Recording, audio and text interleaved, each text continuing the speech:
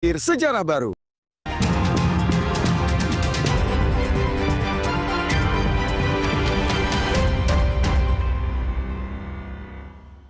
Kembali di Kompas Petang, Saudara. Presiden ke-7 Republik Indonesia Joko Widodo menjalani pemeriksaan sebagai saksi pelapor di Mapolresta Surakarta terkait kasus dugaan pencemaran nama baik tudingan ijazah palsu yang dilaporkan ke Polda Metro Jaya.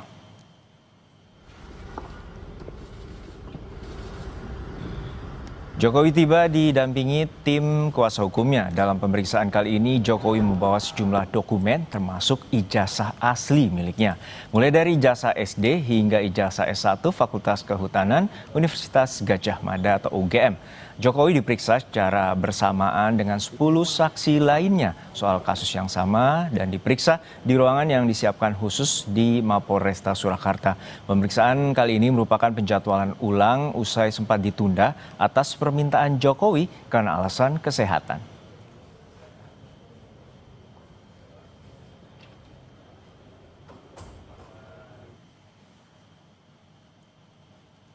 Usai diperiksa hampir 3 jam di pemeriksaan di Mapolresta Surakarta, Jokowi menyatakan dalam pemeriksaan kali ini penyidik juga menyita ijazah SMA dan S1 Jokowi untuk nantinya ditunjukkan di persidangan.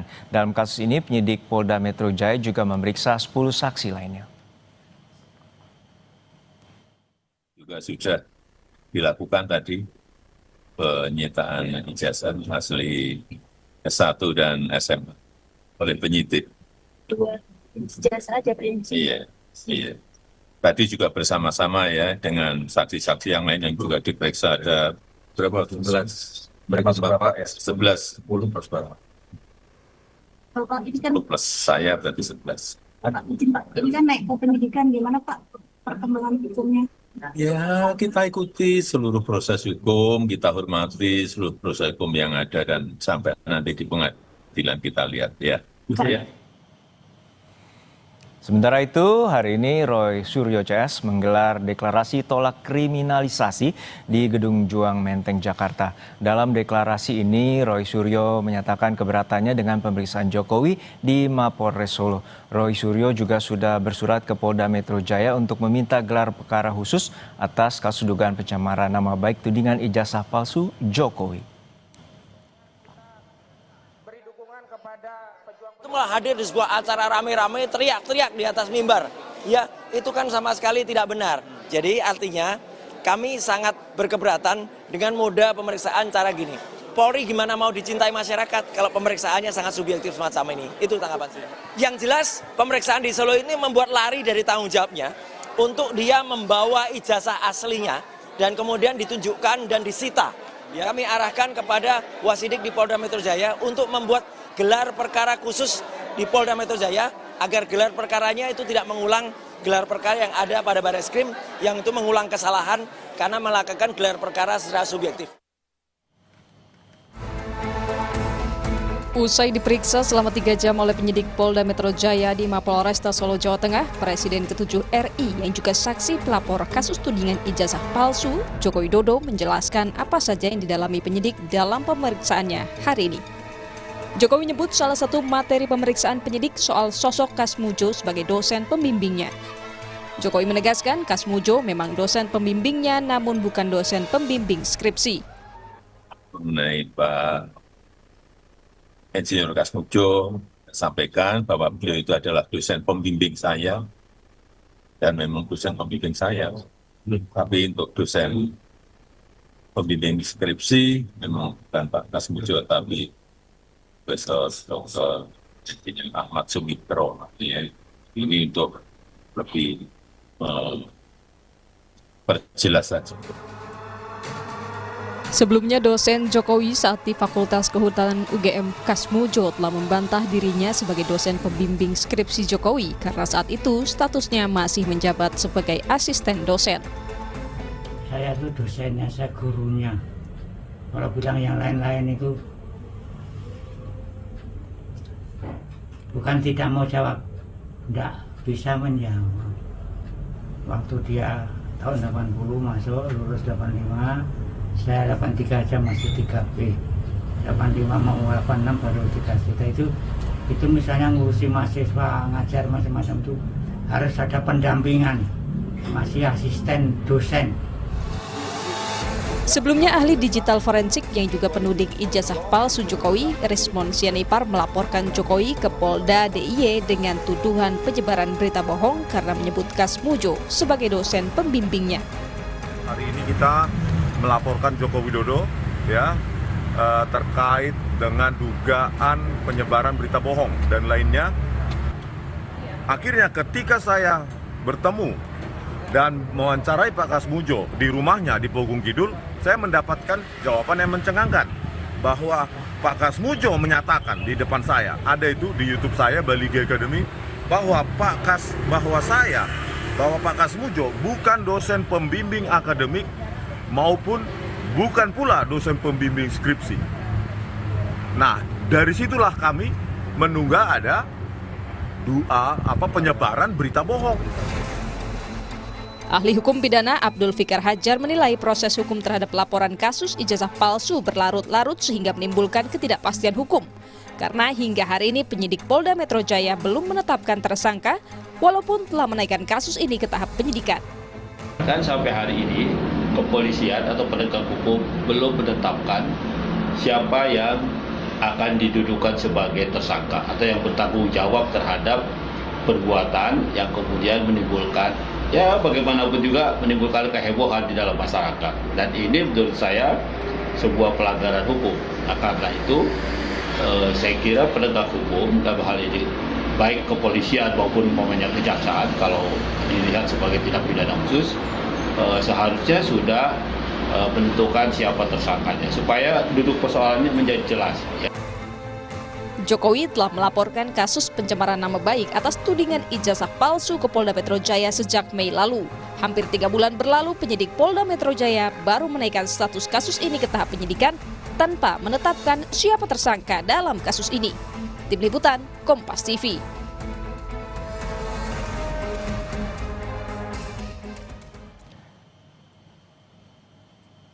Hari ini Polda Metro Jaya sudah memeriksa Presiden ke-7 Republik Indonesia Jokowi sebagai saksi pelapor dalam kasus tudingan ijazah palsu. Polisi juga telah menyita ijazah SMA dan S1 milik Jokowi sebagai salah satu bukti yang akan dihadirkan dalam persidangan.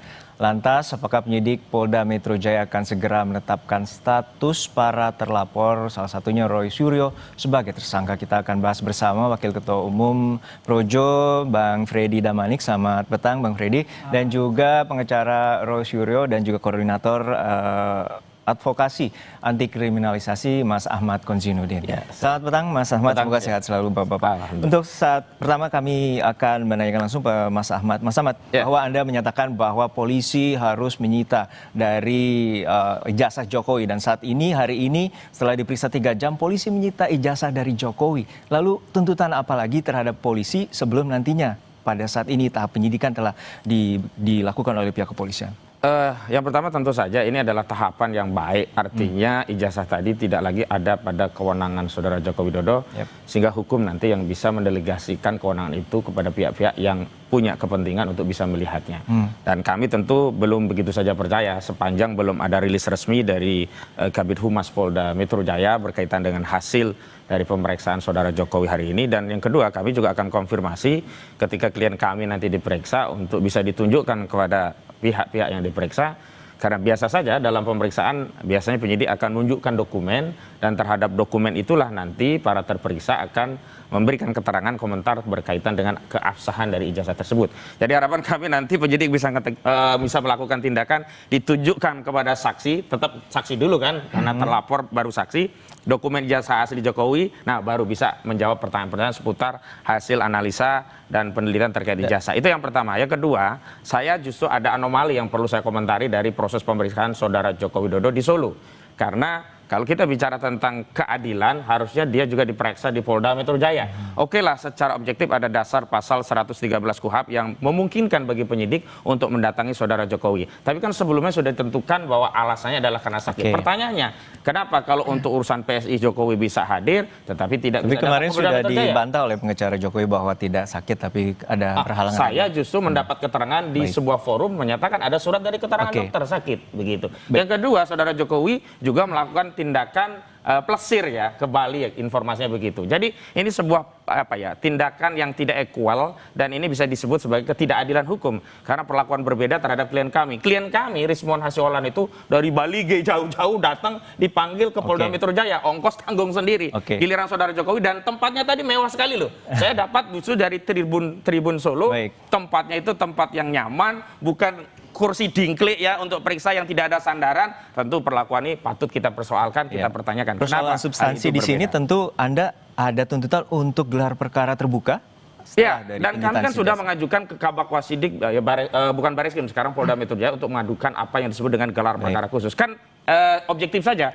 Kalau di Bareskrim ya, penyelidikan dihentikan, kemudian ada proses gelar perkara khusus. Nah ini dibalik, penyelidikan ditingkatkan ke penyidikan, jadi boleh dong kita meminta gelar perkara. Sekarang kita ke Bang Freddy. Bang Freddy, tadi bahwa Jokowi ditanya 45 pertanyaan oleh penyidik, dan juga salah satu pertanyaan yang terkait dengan Sandi Utama atau Dian Sandi, dan juga bahwa menegaskan kembali bahwa Kasmujo bukan dosen skripsi melainkan dosen bimbing. Lalu seperti apa poin dari Jokowi tadi menjelaskan di depan penyidik, dan juga bahwa saat ini pelaporannya masih dilanjutkan oleh pihak kepolisian?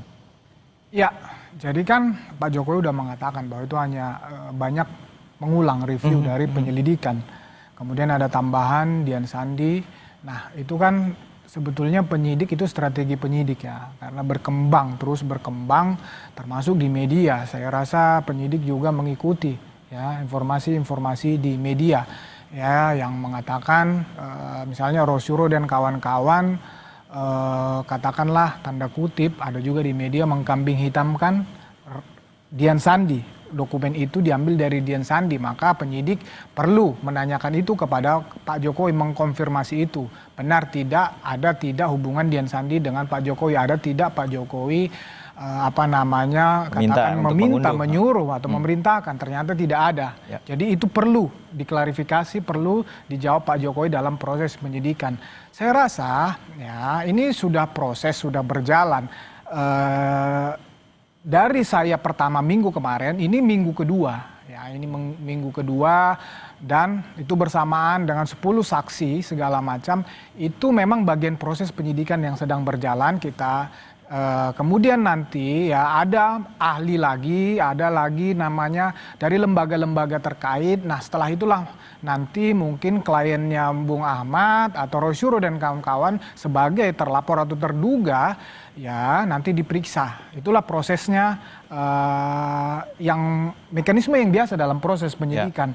Tentunya ya kita sama-sama hargai ya, kita respect ya. Tadi menanggapi Bung Ahmad tentang di Solo misalnya, itu dalam proses penyidikan biasa saja lah ya, antara lawyer, antara terperiksa atau saksi menjadwal ulang itu biasa saja, termasuk tempat ini kan NKRI, Polisi Republik Indonesia ya, konsultasi, diskusi wilayah sana, daerah sana, itu kepentingannya untuk efektif, efisien penyidikan. Itu biasa saja dalam proses penyidikan. Kita sebagai lawyer itu biasa, itu paham lah itu. Nah, saya rasa ini apa yang sudah dilakukan oleh penyidik ini sudah on the track ya. Nah, menanggapi misalnya gelar perkara khusus yang disampaikan oleh pihak Rosyuro dan kawan-kawan, ya itu namanya permintaan sah-sah saja. Tapi menurut saya ini masih terlalu dini lah. Ini proses penyidikan ini saya tadi katakan biar saja dulu berjalan sampai nanti kalau memang ada tersangka ya itu kan nanti melalui gelar perkara. Itu kan nanti bukti-bukti yang cukup itu akan melalui gelar perkara. Mungkin di situ momentum. Iya, artinya Mas Ahmad yakin bahwa nanti ada gelar perkara khusus, tentu bukti-bukti semakin dibuka, bahwa seperti kemarin bahwa ada uji seperti ijazah, kemudian uji komparasi wajah dan lain sebagainya. Lalu seperti itu nanti juga akan dilakukan oleh kepolisian terkait dengan penetapan tersangka. Jadi begini ya, keliru kalau kemudian gelar perkara khusus nanti kalau tahap tersangka. Kalau tersangka upaya hukum kami bukan lagi gelar perkara tapi pra peradilan. Nah, justru karena ada penyelidikan ditingkatkan ke penyidikan yang katanya sudah ada gelar perkara dan dalam proses itu kami tidak dilibatkan, sehingga ada persoalan tentang kredibilitas dan akuntabilitas dalam proses itu, tidak ada transparansi. Karena itu kita mengirimkan surat. Dan kalau kita bicara perlakuan yang sama, equal, tentu Polda Metro Jaya harus melakukan tindakan yang serupa dengan Bareskrim, karena Biro Wasidik Bareskrim sudah melakukan gelar perkara dan sampai hari ini belum keluar hasil dari Biro Wasidik seperti apa, apakah rekomendasinya penyelidikan dugaan ijazah palsu Jokowi di Bareskrim dibuka kembali. Nah, hari ini dengan pendekatan yang sama, yang di atas saja melakukan itu, masa yang di Polda tidak melakukan itu? Ini kaitannya begini, karena persoalan ini bukan lagi yang punya kepentingan hanya Roy Suryo, Rismon Sianipar dan yang lainnya, tapi ini kepentingan publik. Publik bisa melihat ketidakadilan itu pada dua hal. Pertama, tidak ada dasar legitimasi hukum untuk melakukan tindakan. Yang kedua, perlakuan berbeda saat penerapan norma-norma yang menjadi dasar legitimasi. Kalau kita bicara tadi soal tentang biasa, 113 KUHP memang memungkinkan penyidik mendatangi pihak saksi ataupun tersangka. Tetapi persoalan perlakuan berbeda itu juga memunculkan ketidakadilan. Dan publik melihat ini semuanya. Tadi itu fasilitasnya luar biasa nyaman sekali, seperti interview mau jadi direksi dari sebuah perusahaan. Beda dengan klien kami. Tanggapan Mas Freddy seperti apa, Bah? Ada perlakuan istimewa untuk jawaban? Ya enggak lah. Tadi katanya perlakuan istimewa.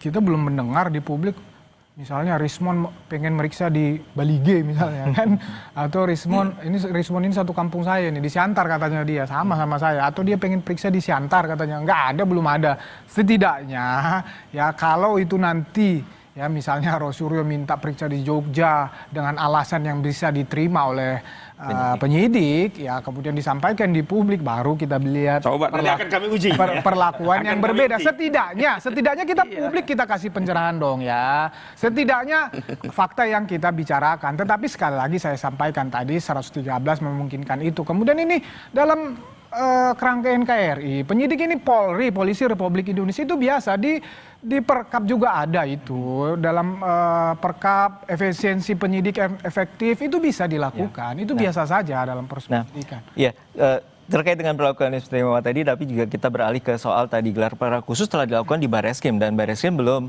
menyatakan bahwa seperti apa hasil dari gelar perkara khusus. Artinya Mas Ahmad menilai bahwa ini penyidikan di Polda Metro Jaya terlalu terburu-buru. Betul. Jadi ini kan satu tindakan sebenarnya tidak menghormati proses tahapan dan prosedur yang sebenarnya dua perkara ini sangat berkaitan. Kenapa? Di Bareskrim itu dugaan adanya ijazah palsu.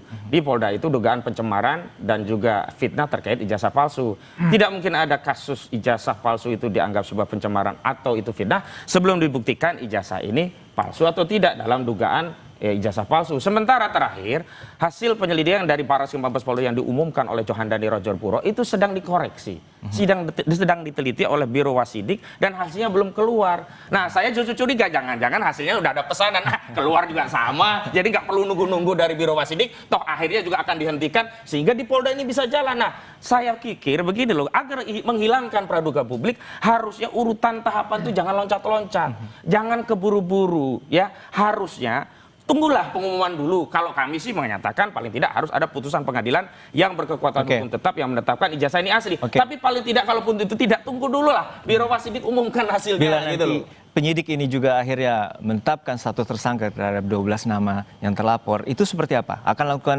pra-peradilan langsung?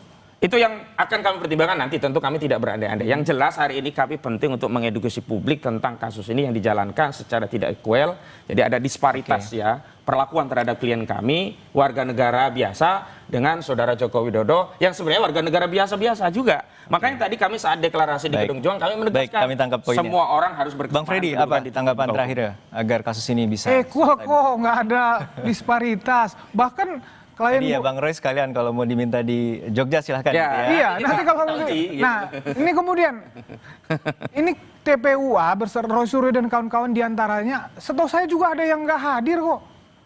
Kita nggak ada yang ribut, nggak ada yang bilang nggak equal Pak Jokowi. Ya Pak Jokowi justru yang punya kepentingan di sini. Nggak ada alasan bagi dia untuk misalnya memperlambat ya, untuk melama-lamakan. Enggak, ini hal yang biasa saja. Proses penyidikan itu, pemanggilan pemeriksaan ditunda, kemudian dijadwalkan ulang, tempatnya disepakati, itu biasa saja dalam proses penyidikan. Makanya saya bilang nanti, kecuali nanti misalnya nih Bang Egy nih karena sakit.